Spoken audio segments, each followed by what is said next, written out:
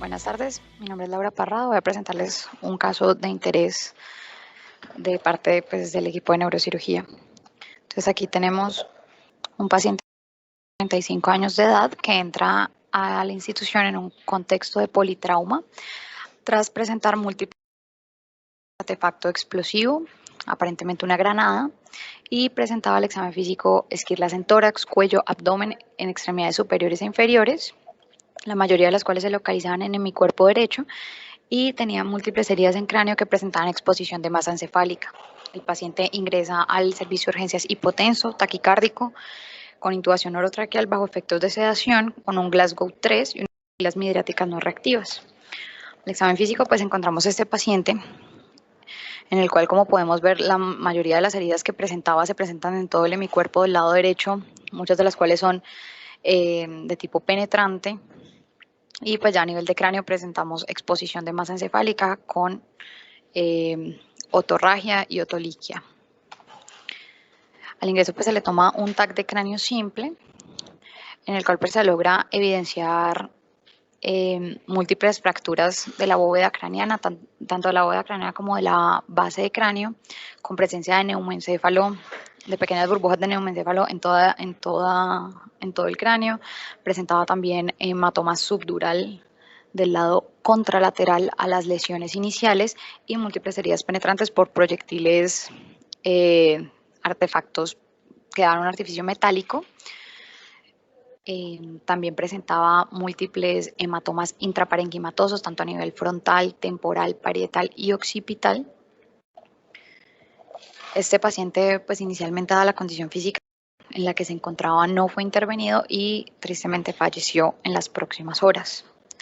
Les quería traer este caso porque no es muy común que nosotros aquí en la institución veamos trauma craneoencefálico secundario a traumas por explosivos, y queríamos revisar un poco cómo se presentaban esas lesiones y cuáles eran las lesiones más comunes que se presentaban en estos traumas y cuáles son las que se deberían buscar en las imágenes. Entonces, el trauma craneoencefálico por explosivos es una de las causas de muerte más comunes en los ataques terroristas donde se involucran artefactos explosivos. Inicialmente se estudiaron estos fenómenos en escenarios de guerra a través de la Primera Guerra Mundial, Segunda Guerra Mundial y principalmente en la Guerra del Golfo, en donde se encontró que la mayoría de los pacientes, siendo el 20%, presentaban trauma craneoencefálico secundario a explosiones, de los cuales el 56% de estos pacientes presentaba traumas moderados a severos. La mayoría de estos, 88%, siendo trauma cerrado. Pero ahora, en los últimos años, dado todos los disturbios civiles que se han presentado a nivel mundial, hemos visto que estos ataques se han extendido a la población civil. Entonces aquí vemos algunos de los más recientes que hemos tenido, iniciando en el 93 con el bombardeo del World Trade Center. También el 95 con el bombardeo en la ciudad de Oklahoma, donde el 14% de las personas que fueron institucionalizadas tras ese ataque presentaron trauma craneoencefálico. En el 96 en el bombardeo de Atlanta, en el 2004 en el bombardeo del metro de Madrid, 2005 en el bombardeo de Londres y en el 2013 en el bombardeo de la maratón de Boston, del cual se han sacado la mayoría de los estudios de trauma derivados de explosiones. Ya más recientemente también tenemos la explosión que se presentó en Beirut, en el Líbano, que dejó una tasa grande de fatalidades. Entonces, ¿cómo funcionan estas explosiones? Las explosiones presentan una curva de explosión compleja y manejan energías no lineales que se han estudiado a través de estos gráficos, que son los gráficos de Friedlander, en los cuales se observa que al iniciarse las explosiones se genera una liberación rápida de energía en forma de presión que va a expandirse al espacio circundante y va a comprimir ese aire que se encuentra ahí, desplazándolo y creando una fase de sobrepresurización positiva que va a ser conocido como la onda expansiva, que va a generar ondas de tensión que salen de forma paralela a la explosión, que son estas que vemos aquí, en las cuales se dan eventos como de abultamiento, en las cuales hay un desplazamiento forzado de las estructuras que se encuentran adyacentes, y unas ondas de corte o ondas perpendiculares a la explosión que van a dar estos fenómenos a veces de abultamiento y de formación secundaria. Esto pues que se observa en carros también se presenta al interior del cuerpo humano y puede incluso llegar a afectar lo que es la bóveda craneana. Inicialmente pues se da esta liberación rápida de energía que el punto máximo va a ser alcanzado según los elementos de los cuales esté constituida la bomba. Entonces, muchas de estas presiones que se mide pues en libras por pulgada cuadrada pueden alcanzar niveles de energía superiores a 50 psi. Y cabe recalcar que por lo menos a nivel corporal nosotros empezamos a ver alteraciones como la perforación timpánica solamente con una presión, con un aumento de la presión de 5 psi, lesiones pulmonares cuando hay 16 psi y se catalogan como fatales cuando se alcanza una presión de 30 a 40 psi. Las edificaciones colapsan únicamente con 10. Entonces, aquí la onda de energía pues va a depender mucho de cuál es el explosivo que se está usando. Entonces tenemos en dispositivos de alta energía y dispositivos de baja energía. Los dispositivos de baja energía van a generar principalmente lo que son ondas de tensión, que son estas ondas expansivas que solamente van a hacer efectos de expulsión, y eso se encuentra pues muy comúnmente en los dispositivos que utilizan pólvora. Mientras que los dispositivos de alta energía van a crear más ondas de corte, que son estas que van a generar un efecto como de succión adicional, y eso se observa cuando se utiliza TNT, C4, Centex, nitroglicerina y dinamita. Una vez pasa esta onda de expansión, en las cuales pues se da el pico rápido, se genera un fenómeno de vacío. Si recuerdan, pues hay aire que fue desplazado en esta explosión, entonces después se da un periodo de infrapresurización que va a generar como un efecto de succión. Y pues adyacente a los cambios de presión que genera la explosión, también van a haber fenómenos de vientos en las cuales inicialmente en esta fase de presurización van a ser vientos excéntricos que posteriormente en la fase de vacío van a volverse nuevamente concéntricos a retornar al origen. Estos vientos pueden superar fuerzas de huracanes de 2.000 kilómetros por hora y la complicación principal de ellos es que según el recinto en donde se dé la explosión, si es un ambiente abierto, pues va a haber dispersión de los vientos, pero si es un ambiente cerrado, va a haber fenómenos de rebote y fenómenos de tunelización en las cuales estos vientos se pueden aumentar y las ondas de tensión que genera la explosión también pueden rebotar y aumentar su letalidad. Entonces, ¿cómo se comporta eso en el cuerpo humano? Ahí es donde ingresan los mecanismos de injuria y según el momento de la explosión vamos a tener como unos efectos asociados a cada una de estos segmentos. Entonces tenemos la explosión primaria, que es la que se va a dar por un barotrauma por sobrepresurización, que se da en las personas que se encuentran en los primeros 10 metros rodeando el sitio de la explosión. Aquí las estructuras que van a estar más susceptibles son las cavidades que manejan espacios aéreos o que tienen interfaces aire-líquido. Entonces ahí es donde empieza a aparecer que es la timpánica, los pulmones y el cerebro, que son los principales afectados en este estallido primario. Esto genera unas fuerzas translacionales y unas fuerzas rotacionales importantes que van a causar pues, el desplazamiento de estos órganos. Posteriormente tenemos la explosión secundaria, en las cuales ahí se dan las lesiones por metralla y se genera todo el trauma penetrante de los proyectiles que son desplazados por la onda expansiva o por los vientos de explosión. Entonces esto genera trauma balístico múltiple que pues no tiene predilección por ningún órgano, simplemente va a ser el que esté más cerca al área de explosión. Puede ser desde miembros inferiores cuando tratamos, por ejemplo, con minas antipersonas, o cuando se da explosión de edificios puede ser todo el cuerpo. Y la explosión terciaria, que es la que se da ya por el desplazamiento forzado del cuerpo y cualquier trauma que pase por este desplazamiento. Entonces es cuando las personas están cerca a edificios, a paredes y colapsan y presentan un trauma contuso, un trauma cerrado, secundario al desplazamiento que genera. Ahí es donde se generan normalmente lo que son las amputaciones traumáticas, el trauma craneoencefálico cerrado o los fenómenos de aplastamiento. También hay algunos autores que manejan los efectos cuaternarios y los efectos quintinarios, en los cuales los efectos cuaternarios son aquellos que son derivados del explosivo, entonces adicional al trauma propio de la explosión que ya hemos venido hablando, Se trata de quemaduras, inhalación de tóxicos, fenómenos de radiación o exacerbación incluso de condiciones preexistentes como el asma. Y los efectos quintinarios son aquellos que se dan con una reacción retardada por los materiales de la bomba. Entonces, aquellos pacientes que posterior a esto presentan fenómenos de envenenamiento o reacciones de hipersensibilidad de los componentes.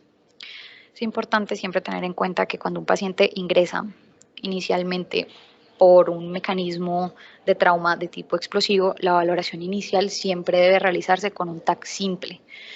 Nunca está indicado la realización de una resonancia magnética en estas circunstancias porque los materiales de los cuales está hecho la bomba pueden ser materiales que presenten actividad en un campo magnético y puedan moverse durante la toma de estas imágenes. Entonces siempre la evaluación inicial de estos pacientes se va a hacer con TAC.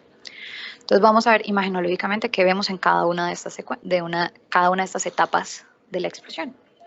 Entonces inicialmente tenemos la explosión primaria en la que se va a dar un trauma craneoencefálico no penetrante. Entonces aquí vamos a presentar lo que es una ruptura timpánica acompañado de un hemotímpano que clínicamente va a presentarse con sordera, tinitos e incluso fracturas de la cadena osicular. También presentamos lesiones axonales difusas en las cuales aquí por lo menos este paciente presentó unas hemorragias talámicas, en otros cortes se veían unas hemorragias acá en lesión occipital del lado derecho, entonces vemos lesiones bilaterales que van a tener predominio en los lóbulos frontales, temporales, áreas gangliobasales, cápsula interna. Y cabe recalcar que este fenómeno se da por esos fenómenos como de aceleración, desaceleración que genera la explosión, en las cuales se van a ver comprometidas principalmente las fibras de axones largos, que son aquellos que van a salir de las capas corticales 3, 5 y 6. Entonces todo eso se va a ver reflejado principalmente en la sustancia blanca.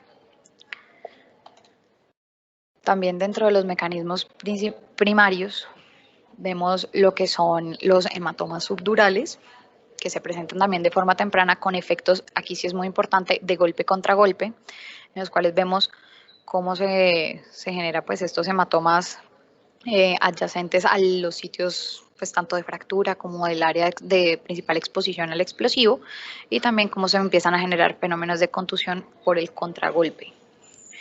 Y le da las contusiones que se presentan principalmente a nivel temporal y a nivel frontal, que son aquellas que están más expuestas a los realces óseos intracraneales. Hay una teoría que también se maneja en cuanto a los explosivos, y es que la lesión cerebral, por lo menos cuando se dan edemas desproporcionados a la distancia de la que se encontró el explosivo, se ha visto que usualmente se asocia en pacientes que presentan traumas pulmonares importantes, y esto se cree que es porque se generan embolismos aéreos secundarios del daño alveolar que se ha sufrido a nivel pulmonar.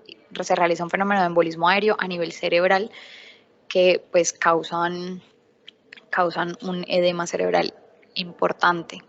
También se han reportado como casos anecdóticos en la literatura, casos extremos en los que las ondas de tensión y los vientos de la explosión pueden incluso llegar a destruir completamente el cráneo y generar fenómenos de decapitación. Ya dentro de del segundo componente de la explosión, que eso es la parte de la balística, encontramos los traumas penetrantes, en los cuales mucho va a depender de cuál es el contenido de la bomba, si fue ensamblada con tornillos, clavos, balines, piedras o incluso material de vidrio en su interior. Entonces estas van a funcionar como proyectiles, tales como los traumas que vemos muy comúnmente en heridas por proyectil de arma de fuego, y vamos a encontrar que son proyectiles que presentan una dispersión excéntrica, y estas lesiones se pueden ver incluso en personas que se han presentado a cientos de metros del lugar de la explosión. Entonces aquí vemos cómo se presenta una gran área de fractura con múltiples proyectiles, esquirlas metálicas en su interior, y aquí también una única lesión por proyectil, en la cual se observa una hemorragia intraparenquimatosa asociada. Esto es cuando los traumas penetrantes se presentan por esquirlas, pero también hemos tenido casos en los cuales se presentan traumas penetrantes por misiles que no han presentado estallido. Entonces, por lo menos este es el caso de un paciente que también recibimos aquí en la institución el año pasado, 35 años. Él recibió un impacto por un dispositivo improvisado, que esto fue lo que se encontró, así fue como valoramos al paciente. Él inicialmente en un Glasgow 14, principalmente pues con signos de frontalización. Posteriormente fue llevado a cirugías donde se le extrajo el explosivo, donde encontramos que se encontraba como una malla que envolvía múltiples balines metálicos que se encontraban embebidos en pólvora negra. Afortunadamente pues para el paciente este dispositivo no funcionó como debía hacerlo y no estalló, pero pues siempre causó un daño importante a nivel craneal, en donde vemos que pues tuvo una contusión frontal del lado derecho bastante importante, con una fractura asociada, con minutada, con desplazamiento de los fragmentos al interior del parénquima, que pues requirió resección quirúrgica para extraer el dispositivo y realizar casi que una lobectomía del polo frontal. Finalmente el paciente pues fue dado de alta y pues sí se presentó posteriormente con un trastorno psiquiátrico asociado al trauma, pero pues logró sobrevivir, cosa que no hubiera pasado si el explosivo hubiera funcionado como era su intención y hubiera detonado en el instante. Y por último, que son los de mecanismo terciario, ya cuando entramos a la tercera fase de la explosión, que es ya cuando se dan los desplazamientos forzados. Aquí vemos traumas que pueden ser traumas compuestos. Entonces, estos son los que se generan pues cuando el cuerpo sale expedido y golpea contra estructuras adyacentes. Entonces, aquí podemos ver tanto traumas penetrantes, dependiendo de la superficie en la que caiga el paciente, o muchos de los traumas similares a los que vemos en caídas. Entonces vemos múltiples fracturas, hematomas subdurales, hematomas epidurales, lesiones axonales difusas. Aquí ya es un poquito más complicado diferenciar cuáles fueron del momento primario de la explosión, cuáles fueron del momento secundario, y todo se reúne en el momento terciario, donde pues se presentan traumas adicionales, y aquí es el momento en el que más comúnmente se presentan las fracturas. Esto era como lo que tenía para revisarles, para recalcar siempre y recordar que pues la evaluación inicial de estos pacientes debe ser con tomografía simple, y siempre tener en cuenta de que por más que sea un trauma que a primera vista se presente como traumas penetrantes por proyectiles múltiples, siempre debe recordarse que hay un componente contuso asociado, y siempre debe descartarse pues que haya como daños propios de las caídas, hematomas subdurales, hematomas epidurales que puedan estar asociados. Gracias.